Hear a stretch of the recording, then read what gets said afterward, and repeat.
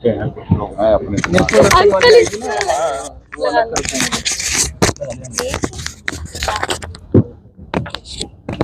तो काम ही यही है, कल ये चलता है और कोई काम नहीं है। नहीं सर, अरे क्या बात बैठ। शुरू करें सर, रोल कर लो भैया सब लोग, चलो जी स्टार्ट करें जी। आज 6वां दिन है ना, 7वां दिन है। स्टार्ट करो। आज पूर्व जवानों का 7वां दिन है धरना प्रदर्शन का। कहां तक पहुंची है आपकी लड़ाई और आगे की तैयारी क्या है? हाँ जी, आज हमारा 7वां दिन है। लड़ाई तो हमारा जो हमने साड़ी संयुक्त कमेटी ने जो डिसीजन लिया कि कंटिन्यू करना है जब तक सरकार हमारी बात सुनती नहीं है या हमारे जेडे इशू है और नहीं मानती। बाकी आगे कंटिन्यू चलेगा, देखते हैं। और सरकार को भी मौका देना चाहते हैं हम, और कंटिन्यू चलेगा। देखते हैं कितनी देर सरकार हमारी बात नहीं मानती। जैसे कि हमारे को हमारे प्राइम मिनिस्टर के ऊपर है कि वो जवानों के प्रति को ना कुछ उनके दिल में है। जैसे जाते हैं होली दिवाली पे बॉर्डरों पे, तो हम भी तो वही जवान हैं जो बॉर्डरों पे ड्यूटियां करके आ चुके हैं। और हमारे ਜਿਹੜੇ हक्की मंगा ने जेसीओ जवानों दियां ਜਿਹੜੀਆਂ ਸਾਡੇ ਨਾਲ ਵਧੀਕੀਆਂ ਹੋਈਆਂ ने, अनजस्टिस होइयां ने, जो सरकार बनने से पहले 13 में ਜਿਹੜੀ रिवारी रैली में जो मोदी जी ने हमारे साथ वादे किए थे कि मैं 1 रैंक 1 पेंशन दूंगा, जवानों को फायदा होगा, लेकिन वो फायदे तो हमारे को मिले नहीं है। तुम्हारे सामने चार्ट लगे हुए हैं। इसलिए हम तो सरकार से वही गुजारिश करते हैं कि जो आपने वादे किए थे वादे निभाए जाएं। जो आप बोल रहे हो कि हमने दे दिया, ORP दे दिया, आज तक पहले किसी ने नहीं दिया। वो जो दिया है वो उसी में तो डिस्क्रिमिनेशन हुई है हमारे साथ। उसी में तो जो कुछ परसेंट जड़े अधिकारी 2-3% उनको ज़्यादा बेनिफिट दिए गए हैं, और हमारे को जो जेसीओ जवानों को एक्चुअली जो ORP जिनके लिए था कुसियारी कमेटी के मुताबिक उनको तो मिला ही नहीं है। इसलिए हम रोने रोने आए हैं आप जंतर मंतर से। तो बाकी देखते हैं आगे सरकार का कितनी देर तक हमारी बात नहीं सुनती, नहीं तो फिर कोई ना कोई हमको जो बड़ा कोर्स ऑफ एक्शन लिखना पड़ेगा। बहुत सारे चार्ट लगाए हुए हैं आपने और अलग अलग मुद्दे लिखे हुए हैं। उसमें एक जो सबसे संजीदा विषय है, जो सबसे ज्यादा इफेक्टिव करता है, बटमैन की बात कर रहे हैं आप, जो लाखों लोग गुलाम बनाए हुए हैं, लाखों सैनिक, उस पर क्या बात करेंगे आप? उस पर क्या कहना चाहेंगे? देखिए, वो जो बटमैन सिस्टम साइज सिस्टम का भी हमारा मुद्दा है, क्योंकि जो जब हमारा देश आज़ाद हुआ तो जो अंग्रेजों के टाइम के कानून चल रहे थे 1911 के आर्मी रूल, बाकी तो संविधान चेंज हो गया 1950 के, लेकिन हमारे जो आर्मी रूल है चेंज नहीं हुए, वही है। क्योंकि अंग्रेज जो है हमारे को गुलाम समझते थे, तो अभी भी जो है कानून वही चल रहे हैं। अभी भी हमारे अधिकारी हमारे को गुलाम समझते हैं। हमने RTI पा के डिफेंस मिनिस्टर से जवाब मांगा था कि बताइए कि अधिकारियों को जेडे घर में इन्होंने नौकर बना के रखे, अथराई है, रिटर्न में हमारे पास सबूत है कि नहीं, इनको अथराई नहीं है। तो फिर तुम्हारे सामने ही है। पहले जो है साढ़े CDS उन्होंने भी बयान दिया था कि अफसरों के घरों में जो नजायज 2 लाख उन्होंने खुद माना था। 2 लाख की फौज तो अफसरों के घरों में है, तो गुलाम है, उनसे नजायज काम करवाए जाते हैं। जबकि हमारा जवान भर्ती होता है बॉर्डर के ऊपर लड़ने के लिए, ना कि अधिकारियों के घरों के। तो उसके लिए हमारा miss use of man power है, उसको हम कहेंगे कि जरा भ्रष्टाचार है। क्योंकि जब किसी को कोई चीज़ अथराइज नहीं है आर्मी ऑर्डर के मुताबिक, तो फिर वो क्यों कर रहे हैं हमारे कार्य? हमारा मुद्दा मांग है कि वो जो ऐसे भी भ्रष्ट अफसर जो हमारे जवानों को घर में बंदी बना के नजायज काम लेते हैं, उनके ऊपर भी कानूनी कार्रवाई होनी चाहिए। लगातार आत्महत्याओं की वारदातें आती हैं या ऐसी दुखद घटनाएं सामने आती हैं जिसमें जवान खुदकुशी कर लेते हैं। क्या उसका एक रीजन ये भी है, ये सिस्टम है जिससे जवान जिस देश प्रेम से जाता है देश की सेवा के लिए, जब उसको अलग तरह के काम करने पड़ते हैं तो उसकी जो अंदर से ईगो हट हो जाता है, या उस पर जो दिक्कतें आती हैं उस वजह से भी क्या दिक्कत होती है? इसके लिए हमारे एडवोकेट साहब बताएंगे। ऐसा है, आप पहली बात तो हम लोग मुद्दे से भटक रहे हैं। नहीं, ये मुद्दा है सर, ये मुद्दा ऑलरेडी आपके उसमें है, OROP से रिलेटेड। आज जो यहाँ बैठे हुए हैं लोग, ये मुद्दे हैं। आप इसको मुख्य मुद्दा बना रहे हैं। नहीं, मुख्य मुद्दा नहीं बना रहे सर, यहाँ चार्ट में लगा हुआ है, ऐसे कैसे बना देंगे मुख्य मुद्दा सर? हम अपनी तरफ से आपको जो क्वेश्चन मैं नहीं कर रहे। आपको ये कह रहे हैं कि सरकार ने एक पॉलिसी बनाई। ओआरओपी पे भी बोलिए, ये सवाल का जवाब देना चाहेंगे आप? नहीं, सेकेंडरी है। अच्छा, ठीक है, ये कोई बात नहीं। secondary तो फिर मैं इसको मैं ओआरओपी पे पूछूं। हाँ, ठीक है? उसके पूछिए। अभी बटमैन पे आपने जवाब दे दिया। मैं पूछ रहा हूँ एमएसपी की बात करेंगे हम। एमएसपी पे क्यों आप इतना जद्दोजहद हो रही है, जबकि आप लगातार कह रहे हैं कि एमएसपी सबको समान होनी चाहिए? हाँ जी, तो एमएसपी पे क्या जद्दोजहद है आप? एक मिलिट्री सर्विस पे है, एसी पे कमीशन से आया कि सिविल की बजाय जो मिलिट्री में हार्डशिप होती है, जो ग्लेशियर में, रेगिस्तान में, वहाँ माइनस तापमान में काम करता है और वहाँ उनको रहने की, खाने पीने की बहुत कठिनाइयाँ होती है और देश की खरीदारी करता है, तो कठिनाइयाँ बहुत भयंकर हैं। उसको देखते हुए हार्डशिप अलाउंस के रूप में सिविल काउंटर पार्ट से ये शुरू की गई थी। शुरू में पहले ये किया गया था 1000 दी थी जवानों की और 6000 रुपये दी थी अधिकारियों की। फिर बाद में करते करते इसको 2000 किया गया, 2000 और 6000 रुपये। 7वें पे कमीशन में इसको मल्टीपल करते हुए जवानों की तो होगी 5200 रुपये और अधिकारियों की होगी 15500 रुपये। हमारे साथ में आर्मी में एमएस में नर्सें काम करती हैं, उनका तो ना तो लड़ाई से सरोकार है, ना कि बॉर्डर से सरोकार है, ना कोई हार्डशिप है, वो खाली इंजेक्शन देना, दवाई देना काम करती है। उनको मिलिट्री सर्विस पे दिया गया 10,800 रुपये। फिर हमारे जवान, हमारे जेसीओ जो जिसको मिलना चाहिए उसे नहीं मिलता, बिल्कुल नहीं मिलता, और जिसको नहीं मिलना चाहिए उसको दे देते हैं। धोखा हुआ आपके साथ, धोखा। बिल्कुल, देखो फ्रंट लाइन क्या है, जो आप भी मानते हैं गोली खाता जवान खाता। आप देखते हो सबसे पहले फ्रंट लाइन में टुकड़ी कमांड जवानों के सब आते हैं जी, जब आते हैं तिरंगे में लिपट के, तो हम तो वही देखते हैं। मैं रेवाड़ी से बिलोंग करता है, रेवाड़ी से झुंझुनू देखो कोई गांव नहीं, कोई घर नहीं जहाँ शहीद नहीं है। आप जाकर देखो गांव में शहीदों की मूर्तियां लगी हुई हैं। तो किसने गोली खाई है, किसने देश के लिए बलिदान दिया है? तो आप भी बताइए, मैं आपके माध्यम से पूछना चाहता हूँ किसका अधिकार बनता है? आप क्या कहना चाहते हो, कुछ आपके मन में? मैं एमएसपी पर ये बोलना चाहता हूँ कि सर्दी है वो ऑफिसर को भी उतनी लगती है और एक जवान को भी उतनी लगती है। जबकि ऑफिसर तो रूम के अंदर रहता है, उसकी कोई नाइट ड्यूटी नहीं होती है। महीने में एक बार ड्यूटी अफसर भले ही लग जाओ, और जवान पूरी रात 4-4, 6-6 घंटे खड़े रहते हैं। एमएसपी उसको ज्यादा मिलनी चाहिए या ऑफिसर को मिलनी चाहिए? ये बिल्कुल इक्वल होनी चाहिए। 15,000 अगर ऑफिसर के तो 15,000 जवान की भी होनी चाहिए। क्या कहेंगे सर आप जो ये बात उठा रहे हैं, क्या कहेंगे? एमएसपी हार्डशिप अलाउंसेस है, हार्डशिप अलाउंसेस है। हार्डशिप अलाउंसेस में आप इस तरह से नहीं कर सकते कि एक जिसको हार्डशिप से कोई लेना देना नहीं, जैसा कि इन्होंने बताया, जैसे नर्सेस की बात की, उसको आप 10,800 दें, और एक सिपाही भी 5200 पे है और एक सूबेदार मेजर भी 5200 पे है। सिपाही से सूबेदार मेजर तक पहुंचने में कईयों को 30-30, 35-35 साल लग जाते हैं। आप ये कह रहे हैं कि 35 साल तक जो बंदा बॉर्डर पे रहा वो भी 5200 लेगा, और एक आज नहीं, फिर तो ये आप ही का सवाल काउंटर हो जाएगा सर। जो आप कह रहे हैं समान, ये तो आप सूबेदार के साथ भी अन्याय हो रहा है और जवान के साथ भी अन्याय हो रहा है। ऑफिसर और उसकी लड़ाई अब सूबेदार और उसमें चली जाएगी। गलत मुझे लग रहा है कि सर आप बताइए। आप बता रहा हूँ मैं,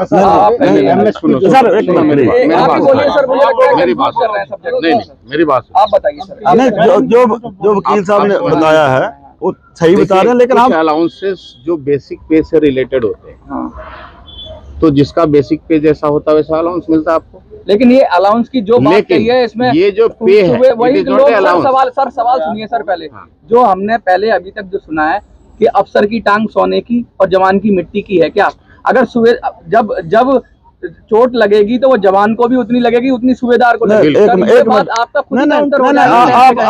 आप एक क्वेश्चन गलत कर रहे हो। ये एमएसपी से रिलेटेड नहीं है जो आपने बोला टांग लोहे की सोनी, वो है disability pension. Disability pension, disability pension जी अलग चीज है, वो मिलिट्री सर्विस पे अलग चीज है। डिसेबिलिटी जो है, आप बताइए। वो हमने ऑलरेडी दफा बता चुके हैं कि कई दफा, क्योंकि यार डिसेबिलिटी है ना, वो जैसे यूरोप कंट्री में बराबर है, ऐसे ही यहाँ हम भी मांग कर रहे हैं कि डिसेबिलिटी बराबर होनी चाहिए। वो जरा रिस्क जी पे है हमारी, वो भी बराबर इक्वल होनी चाहिए। अच्छा, बस। तो मतलब ये आप कहना चाह रहे हो कि इक्वल पे होना चाहिए। हाँ। और क्या कहना चाह रहे हो, क्या संदेश देना चाहोगे आज जो आपने ये पीसी रखा है और लगातार बढ़ता ही जा रहा है आंदोलन में? देख रहा हूँ कि बहुत विस्तृत होता जा रहा है, और बहुत इसकी रीच हो रही है। गांव-गांव से लोग कमेंट कर रहे हैं, बात कर रहे हैं, इस पर विषय पे चर्चा कर रहे हैं। क्या संदेश देना चाहेंगे? संदेश तो यही है, मैंने आपको पहले कल भी बताया था कि हमारी वर्कशॉप है जहाँ से हम जो हमारे देश के कोने कोने से आ रहे हैं और जहाँ से शिक्षा लेके और अपने अपने गांव में वापस जाके उनको भी जागरूक कर रहे हैं कि अपने हकी मंगावाते जागो और दिल्ली पहुंचो। इस करके ये तो धरने का विस्तार होना ही होना है। कोई भी धरना जरा चलता पड़ावाई चलता जब किसानों का चला था। अभी धीरे धीरे सरकार अगर जल्दी समझ जाती है ठीक है, नहीं तो फिर इसका विस्तार होता जाएगा तो फिर कोई बहुत बड़ा एक कोर्स ऑफ एक्शन लिखा जाएगा। जो 20 फरवरी को अगर हमारे एक सदे के ऊपर इतनी देश के कोने कोने से जनता जेडे साबका सैनिक वीर नारी आईया ने, अरे इसके बाद अगर काल देंगे ना जहाँ दिल्ली में जगह नहीं मिलेगी, इतना हमारा जेड़ा पूरे देश दे साबका सैनिक अभी जाग चुके हैं। सर एक आखिरी सवाल, किसानों जैसा हुआ था एक आखिरी सवाल सर, आपने अपने पोस्टर पर लिख रखा है भ्रष्टाचार। इस समय जितना भ्रष्टाचार भारतीय फौज में है उतना किसी पर सरकार ने इस पर संज्ञान लिया, इस पर सर क्या कहना चाहेंगे? इसमें तो यही है, हमने बता दिया कि लेकिन अभी हमारा जो मेन जेड़ा मोटो हम ORP के लिए आए हुए हैं, लेकिन वो ठीक है, वो भ्रष्टाचार है। भ्रष्टाचार वही है कि जो नजायज चीज हमारे साथ हो रही है, जो आर्मी रूल में नहीं है, आर्मी कानून में नहीं है, तो वो अगर करवा रहे हैं अफसर तो भ्रष्टाचारी है। OROP किसके लिए दी थी जी? और आप OROP दी थी जवान के लिए, जो कि 38 साल में पेंशन आ जाता है, 18 साल का भर्ती होता है, 17 साल नौकरी, 35 साल करके आ जाता है। और OROP उनके लिए दी थी, न कि ऑफिसर जो 60 साल करके आता है वो अपनी OROP में बढ़ोतरी दबा के लेता है। और वो जवान जो 35 माह जिसके बच्चे भी छोटे छोटे थे, कहाँ पर पढ़ाएगा? आज एजुकेशन का कितना खर्चा है, उसको कुछ नहीं मिल रहा है। जवान को मिल दे रहे, मलाई कौन खा रहे हैं? वो खा रहे हैं। वो हम उसको कहना चाह रहे हैं कि जवान को भी दो ना, क्यों ऑफिसर अकेला ले रहा है?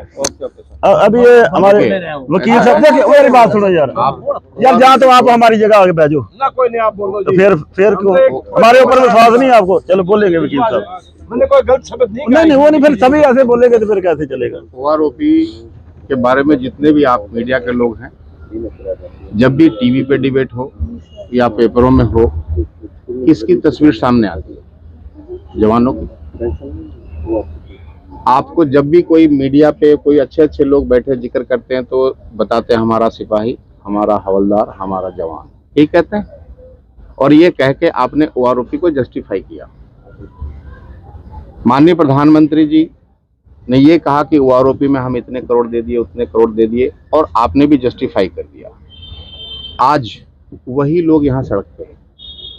ये क्या दर्शाता है? ये दर्शाता है कि आपकी पॉलिसी कहीं ना कहीं गलत है।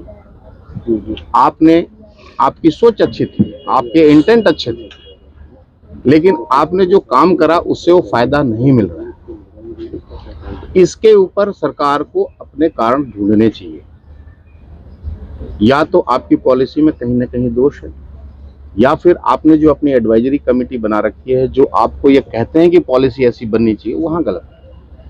हमारे भी कुछ नुमाइंदे वहाँ रखिए आप, बहुत ऐसे हैं जिनकी जानकारी होती है, जिनको एक एक चीज़ की बारीकियों की जानकारी है। आप उनमें से उस कमेटी में उनको भी रखिए, ताकि जो आप पॉलिसी बनाएं, आपकी सोच अच्छी है, बट वो सोच अच्छी है केवल कागजों में, धरातल पे वो सोच अच्छी दिख नहीं रही।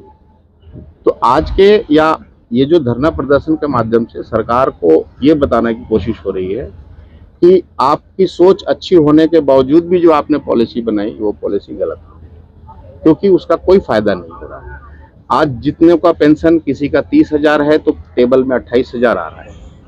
आज तो आपने कह दिया कि भाई जिनका 30,000 है वो 30,000 मेंटेन करेंगे, कल के डेट में कोई और पॉलिसी ला देगा कि भाई कम हो गया तो आप हमारे घर से रिकवरी लेंगे। तो जो बेसिक पर्पस था 1 रैंक 1 पेंशन का, वो पर्पस तो मिल नहीं रहा।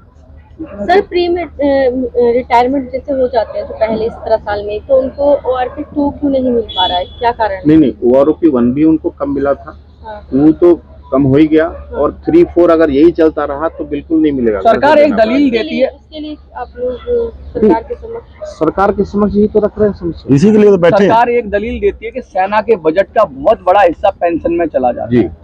ठीक है, ये दलील है उसके पास, और वाजिब दलील है कि भाई अगर सब हम पेंशन में ही दे देंगे तो सेना का जो बजट है हम आधुनिकीकरण पे खर्च करना है, बहुत सारी चीजों पे खर्च करना है, तो ये मुद्दा बनाते हैं, इस पे क्या कहेंगे सर? ये बड़ा यक्ष प्रश्न है और मैं चाहूंगा सर बोलें। मैं बोलता हूँ, आप बोलिए। ठीक है, मानते हम नहीं इससे इनकार कर रहे कि सरकार ने नहीं दिया, सरकार ने दिया है बजट का बहुत बड़ा हिस्सा, लेकिन वो बजट का जो बंदरबाट होगी, बंदरबाट जिनको मिलना चाहिए था उनको नहीं मिला। जो 3% अधिकारी है उसका ज्यादा हिस्सा ले गए, पैसा मिला मानते हैं, लेकिन पैसे की बंदरबाट हुई है, ये हमारी सरकार को सोचना है। जो हमारे बड़े बड़े दिमाग वाले बैठे हैं ना IAS अधिकारी, जो कमेटियां बना के डिसीजन लेते हैं, ये उनको डिसीजन करना चाहिए था कि मेरे जवानों को जो उनका सरकार ने नहीं किया, अफसरों ने किया है।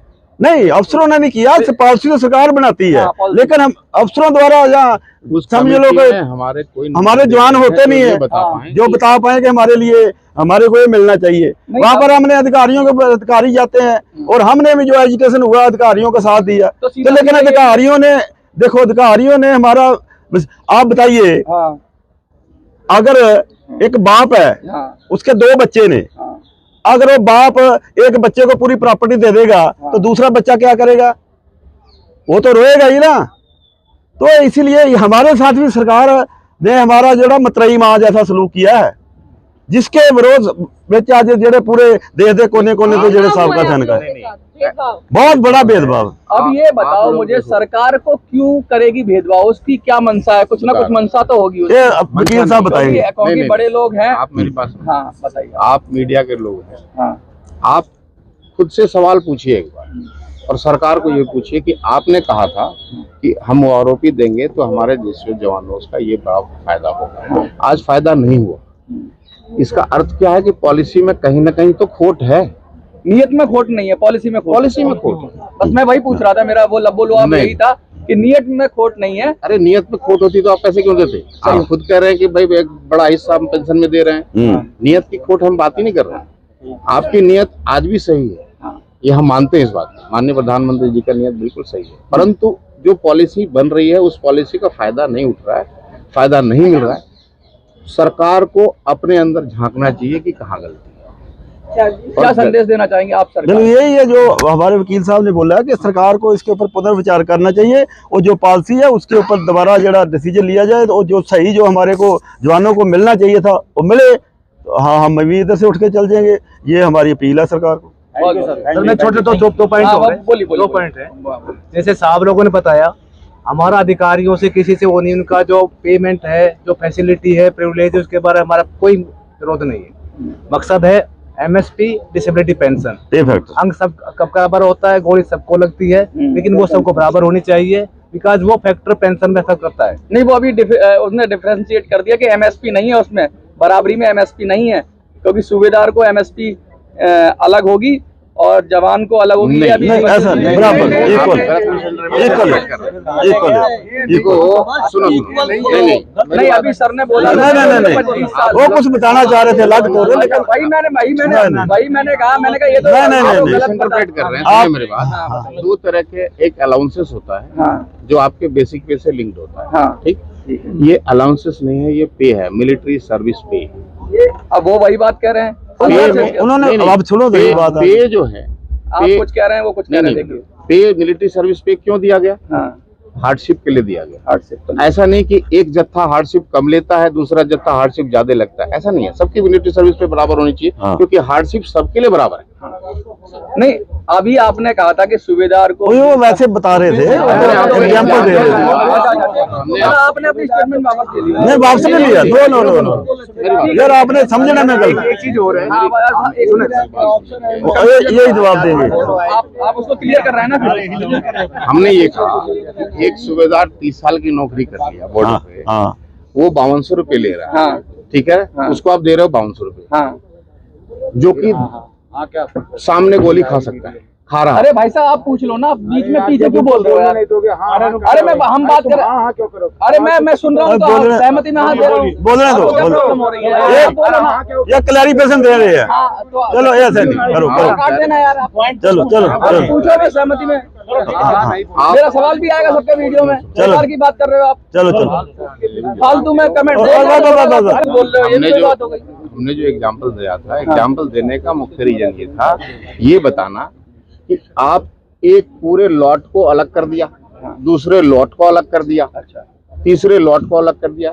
ये हार्डशिप के लिए अलग नहीं हो सकता, हार्डशिप के लिए सारे बराबर। आप कुछ कहना चाह रहे हो? हाँ, मैं छोटा सा एक उदाहरण दूं। मेरे पास 2 किले जमीन है, भाई साहब के पास 5 किले हैं, हम दोनों किसान हैं। एक छोटा उदाहरण देता हूँ, खेती ये भी करते हैं, खेती मैं भी करता हूँ। क्या 5 किले वाले को ज्यादा देगा, 2 किले वाले को कम देगा, ये कोई तरीका थोड़ा नहीं है ना। नहीं, हम दोनों किसान हैं, किसान का मतलब बराबर। आर्मी में सर्विस ऑफिसर की भी वही है, जवान की भी वही है, जेसीओज की भी वही है। मैं कह रहा जवान से लेकर के ऑफिसर तक एमएसपी का सर्विस होता है। मिलिट्री सर्विस पे जो हार्डशिप बोल रहे हैं वकील साहब ठीक बोल रहे हैं, वो हार्डशिप सबके लिए लागू है। वो जवान के लिए भी उतनी लागू है और ऑफिसर के लिए भी लागू उतनी है। जवान को क्यों नहीं मिलेगी भाई? हम ये कह रहे हैं कि जवान को भी दो उस चीज को, चलिए अकेले ऑफिसर को मत दो ना, जवान को भी उतनी दो और उसको दो। नारे लगा दो, नारे लगा। भारत माता की, भारत माता की, भारत माता की। हाँ बोलो सर, एक प्रार्थना पूर्वक संदेश है गवर्नमेंट के लिए। मैं राजस्थान के करौली डिस्ट्रिक्ट से हूँ। वहाँ मैं फर्स्ट दिन यहाँ आया था, उसके बाद वापस चला गया। करीब 360 गाँव में घूमने के बाद में वहाँ बहुत सारे फौजी हैं। तो मैं प्रार्थना पूर्वक एक संदेश देना चाहता हूँ गवर्नमेंट को। जैसे